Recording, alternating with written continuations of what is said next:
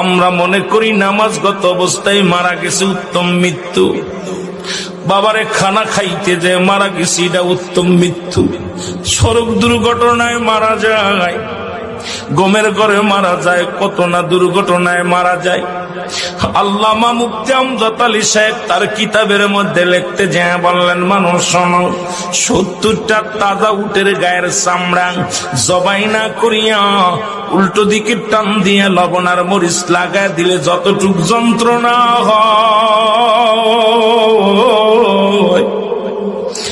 এর চাইতে 70 গুণ যন্ত্রণা হলো একটা সাধারণ মৃত্যু।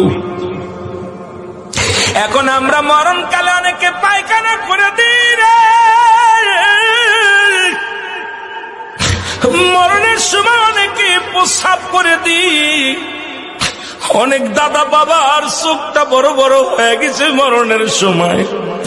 অনেকের মরণের সময়, মুসলমান শুনে নাও, অনেকের মরণের সময় এই দুটি অমুসলমান জিহ্বাটা বাইর হয়ে গেছে।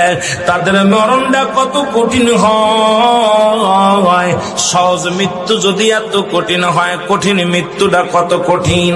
আর কত মানুষের জানাজা পড়লা, কত মানুষের দাফন করলা, কত মানুষের শেষ গোসল করে দিলা।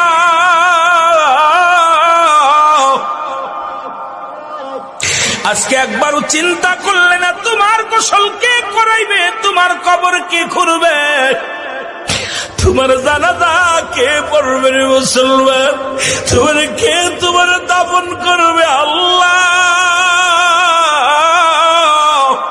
এই কার জন্য তুমি সুদ খাও, কার জন্য ঘুষ খাও, কার জন্য জিনা ব্যভিচার করো, কার জন্য মিথ্যা মামলা দাও, মিথ্যা কথা বলো, কার জন্য পরের বউ ভেঙে নিয়ে যাও, কার জন্য তুমি অন্যায় পথে পা বাড়াইলা, দুনিয়ার সম্পদ করলাও।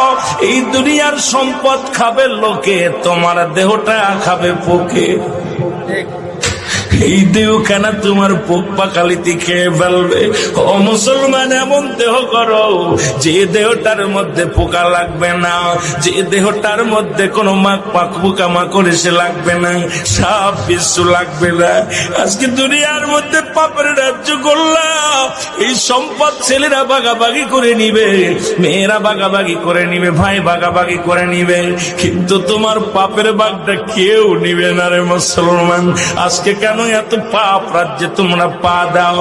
কেন তোমরা নামাজ পড়ো না? কেন রোজা রাখো না? কেন তোমরা শরীয়তের বিধান মানো?